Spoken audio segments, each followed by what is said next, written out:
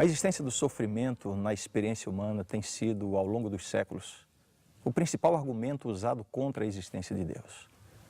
O filósofo grego Epicuro, no 3º século antes de Cristo, ele desenvolveu o seguinte argumento. Ele disse assim: se Deus quer acabar com o sofrimento, mas não pode, então ele não é onipotente. Se ele pode, mas não quer, então ele é mau. Se ele pode e quer, então por que ainda há sofrimento na experiência humana? Se ele não pode e não quer, então por que nós ainda o chamamos de Deus? Como você vê, este raciocínio tem influenciado o pensamento de muitas pessoas. Muitas pessoas têm negado a possibilidade de Deus existir justamente porque percebem que existe dor, morte, tragédias. E de fato, este não é um assunto fácil de se tratar. No entanto, existe ainda uma outra conclusão que é certamente pior do que essa. Se alguns olham para as tragédias do mundo, para o sofrimento humano e chegam à conclusão que Deus não existe, há pessoas que admitem a existência de Deus e o culpam pela existência do sofrimento. Isso é ainda pior. Expressões do tipo: ah, esta foi a vontade de Deus. Imagine, depois de uma tragédia, de um acidente onde morrem pessoas, depois de uma crise no mundo, depois de um problema familiar, depois de uma doença grave que acomete alguém da sua família, aparece alguém e diz assim: fique tranquilo, essa é a vontade de Deus. Eu pergunto para você, que Deus é esse? Que vontade é essa que esse Deus tem? Será que Deus pode ter vontade de ver os seus filhos sofrendo? Há pessoas que dizem assim: ah, se isso aconteceu é porque Deus permitiu. Parece lógico esse pensamento de que Deus permitiu. Ora, se Ele permitiu, então quer dizer que Ele poderia evitar. E se Ele podia evitar, por que não evitou? De alguma forma, com este argumento, nós também estamos culpando a Deus pela existência do sofrimento. Há algum tempo atrás, quando eu fui visitar o Museu do Holocausto pela primeira vez, eu fui tomado de um sentimento de indignação e de dúvida. A questão que veio à minha mente foi: como Deus pôde permitir que o ser humano chegasse a tal ponto de degradação? Ser humano matando ser humano, milhões de pessoas foram sacrificadas. Onde estava Deus? E veja, quando nós olhamos à nossa volta, crianças na rua, pessoas morrendo de fome, tragédias, catástrofes naturais, tanto sofrimento, é natural que venha a pergunta: onde está Deus? Por que Deus está permitindo isso? Pois eu queria lhe dizer que na Bíblia nós encontramos uma explicação bastante razoável para esta realidade em que vivemos. Como é difícil lidar com esse assunto, não? Por que existe o sofrimento? Como é difícil tentar encontrar uma explicação do porquê Deus permite o sofrimento na experiência humana. Eu queria compartilhar com vocês aqui uma pequena reflexão. De fato, algumas considerações eu queria deixar muito claras aqui. A primeira delas: Deus existe. Deus existe. A segunda delas: o sofrimento também existe. Como explicar então? Foi Deus quem criou o sofrimento? Foi Deus quem criou a dor? De maneira nenhuma. Na Bíblia nós encontramos algumas orientações que nos ajudam a entender esse assunto. Nos ajudam a entender como toda essa história de dor, de lágrimas, de morte começou, e nos ajudam a entender também por que Deus ainda não colocou um fim a essa história tão triste. Em primeiro lugar, como tudo começou? Começou lá no céu, é verdade. Por incrível que pareça, a rebelião contra Deus começou lá no céu. Deus criou o universo perfeito, Deus estava cercado por anjos perfeitos, e a Bíblia nos conta que o maior desses anjos, o mais poderoso de todos, por alguma razão que não cabe na nossa compreensão, se rebelou contra Deus, desejou o lugar de Deus, desejou ser adorado como Deus. Se você entrar lá no nosso site, você vai encontrar um estudo completo e você vai poder ter acesso a detalhes dessa história. Nessa rebelião, este poderoso anjo, Lúcifer, um anjo de luz, fez uma acusação contra Deus. Sabe qual foi a acusação? Ele disse para todas as outras criaturas que estavam ali que Deus é um Deus injusto, que Deus não dá liberdade às suas criaturas, que Deus exige obediência, e então ele propôs um governo de liberdade. O seu argumento foi tão convincente, tão sedutor, que muitos anjos acreditaram no argumento dele, passaram para o lado dele. Bem, a história nos conta que Deus fez de tudo para dissuadir. Na verdade, muitos voltaram atrás, permaneceram ao lado de Deus, Mas chegou um ponto que a rebelião estava tão aberta que não havia mais possibilidade de convivência desses anjos rebeldes junto com os anjos fiéis a Deus. Aí vem a grande questão. Sabe qual é a grande questão? Por que Deus então não destruiu este exército de anjos rebeldes? Aliás, eu queria aprofundar ainda mais essa questão. Porque Deus, já no comecinho, quando Lúcifer começou a questionar a Deus, por que Deus já não o aniquilou aí? Essa não parece uma solução perfeita? O que vocês acham? Parece ou não parece? Olha, muitos anos atrás, meu filho era muito pequeno ainda, eu acho que ele devia ter uns 2 ou 3 anos de idade, e eu estava com ele no supermercado fazendo compras. E o Renan, ele fez uma cena. Eu acho que muitos de vocês já passaram por essa experiência. Ele pediu que eu comprasse alguma coisa para ele, nem me lembro o que foi. E eu disse que não ia comprar. E sabe o que ele fez? Se jogou no chão, começou a espernear, gritar de todo jeito. E é claro, aquilo chamou a atenção de todo mundo, o supermercado estava lotado, tinha gente passando para todo lado. Eu tentei fazê-lo levantar e parar com aquilo, mas não tinha jeito. Ele percebeu a minha angústia, e você sabe que criança percebe as coisas. Eu tinha 2 formas de agir naquele momento. A primeira delas qual era? Me ajudem. O que você faria? O que você fez quando o seu filho fez isso, quando você estava com ele no supermercado? A primeira forma de resolver o problema seria talvez aquela mais rápida e mais fácil. Pegar o brinquedo que ele pediu, colocar na mão dele, pronto, está resolvido. Essa seria uma boa solução? O que você acha? Você já fez isso? Se você já fez isso, eu pergunto, isso resolveu o problema? Eu tenho certeza que não resolveu. Resolveu naquele momento. Foi uma solução imediatista. Mas eu tenho certeza que foi um incentivo para que ele repetisse essa cena muitas outras vezes. Pois é, eu tive a disposição naquele momento de simplesmente ignorar o escândalo que meu filho estava fazendo. O deixei gritando, esperneando, virei as costas e continuei as minhas compras. E olha, não foi fácil, porque eu notava as pessoas à minha volta criticando, comentando, olhando, estava chamando a atenção de todo mundo. Foi muito difícil para mim suportar aquela situação. Mas o que eu tinha em mente? Eu tinha em mente o seguinte, eu não queria resolver aquele problema somente naquele momento. A minha intenção era ensinar para o meu filho que aquela maneira de proceder não funciona. Eu queria uma solução permanente. E essa minha atitude realmente deu essa solução. Nunca mais ele usou daquele expediente. Por que Deus não destruiu o diabo logo no comecinho, Lúcifer, quando ele começou a rebelião? Sabe por quê? Deus poderia até ter uma solução imediata, mas imagine só. O anjo de luz aparece diante de todos os anjos e proclama, Deus é injusto, as leis de Deus são injustas, eu proponho um governo melhor. E Deus fosse lá e o destruísse. O que ia ficar na mente dos outros anjos? É claro que ia permanecer uma dúvida. Será que ele não tinha razão? Mas eu garanto uma coisa, ninguém ia se atrever a levantar esse questionamento. Por quê? Por quê? Por causa do medo. É possível que nenhum outro anjo jamais se rebelasse contra Deus. Mas uma coisa é certa, todos eles passariam a servir a Deus como? Com que sentimento?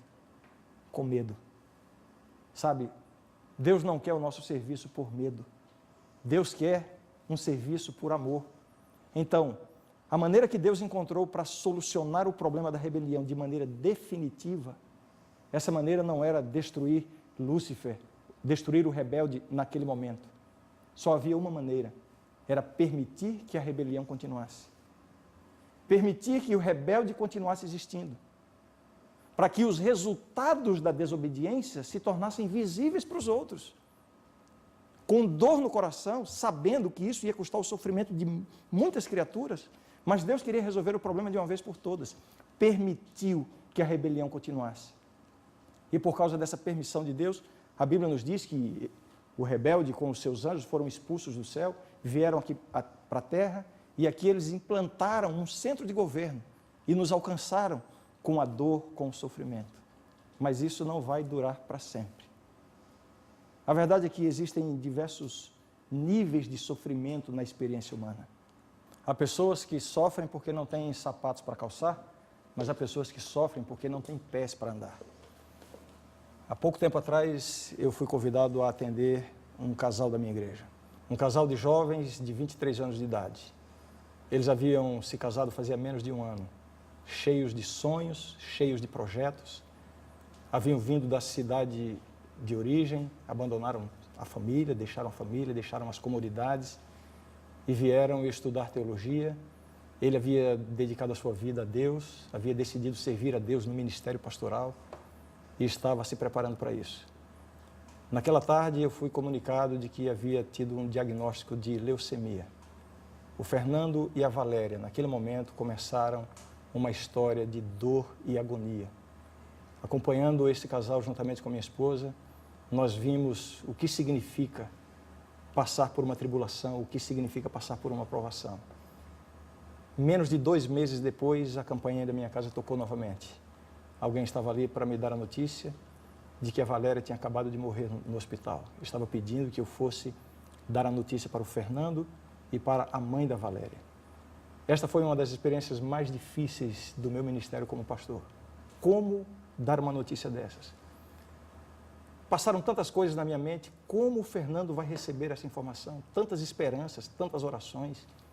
Ele havia demonstrado tanta confiança em Deus. Como explicar agora que Deus tem um propósito com tudo isso? E me surpreendeu a reação quando ele recebeu essa notícia. E aí, Fernando?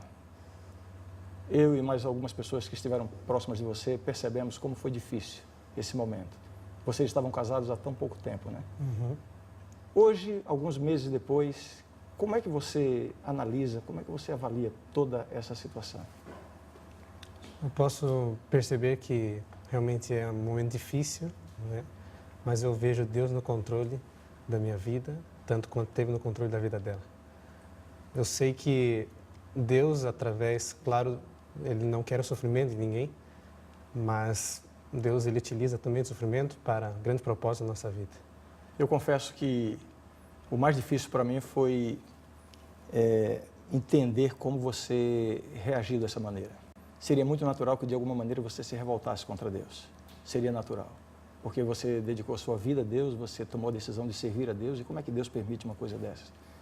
Eu queria te perguntar aqui, na intimidade, embora estejamos aqui diante das câmeras, diante dessas pessoas, passou pela sua cabeça algum momento um sentimento de revolta contra Deus? Você se queixou de Deus? Como é que foi essa experiência?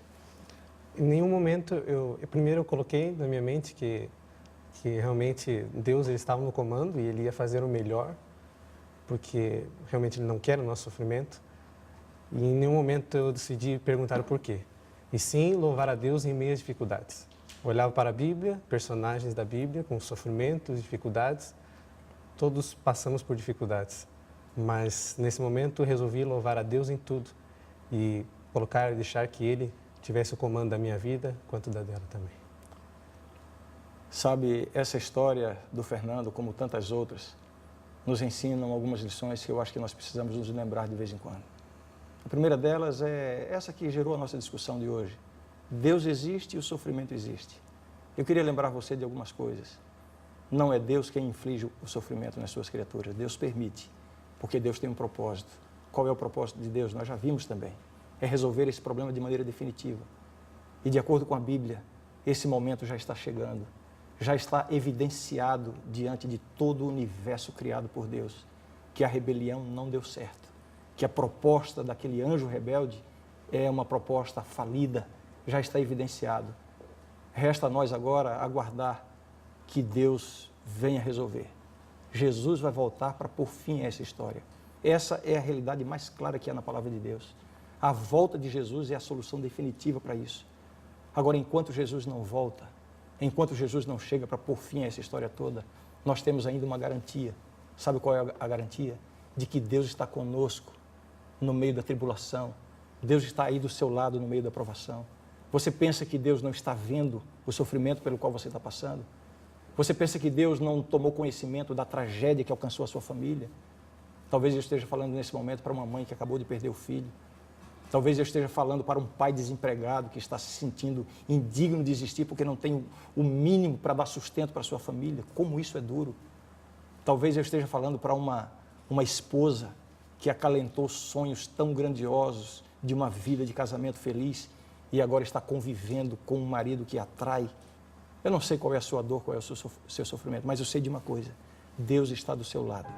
Ele ainda está permitindo isso, mas Ele está lhe dando força. E se você se apegar a Ele, você vai encontrar resistência. Aguente firme, não desista. Se prepare para aquele grande dia quando Jesus voltar. Aí então estaremos completamente libertos desta vida de sofrimento. Eu desejo sinceramente que você viva essa experiência com Deus agora e por toda a sua vida até o dia da volta de Jesus. Quando a vida é difícil demais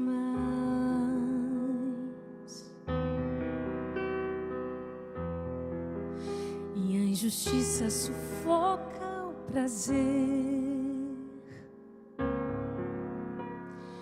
venho a Cristo em busca de paz e nele encontro razão para viver.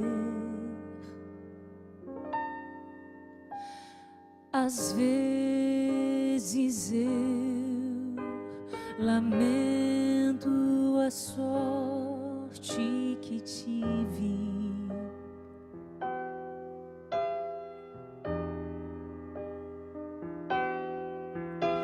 pois vivo em lutas, dores e guerras,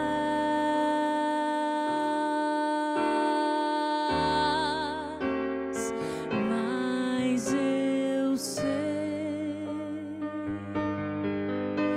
que meu Redentor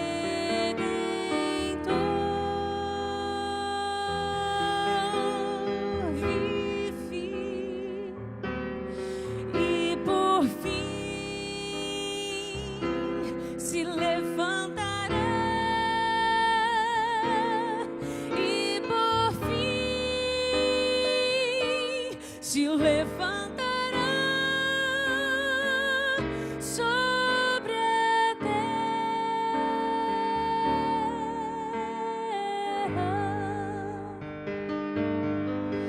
Eu sei que Ele vive, vou vê-lo enfim. Eu sei que Ele vive, Ele vive.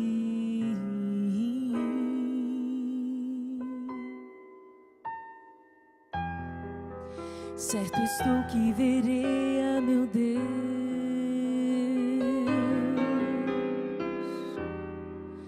dele vem a justiça e o amor.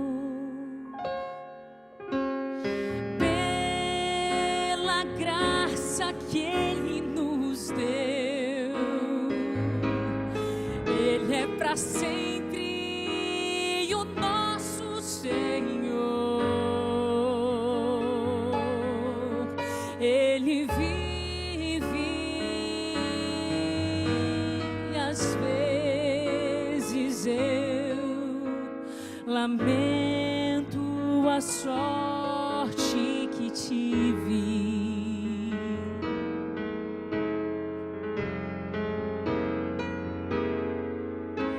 pois vivo em lutas, dores e guerras,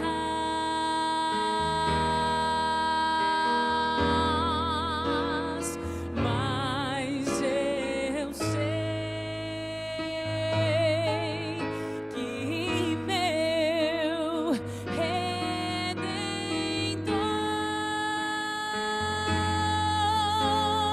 vive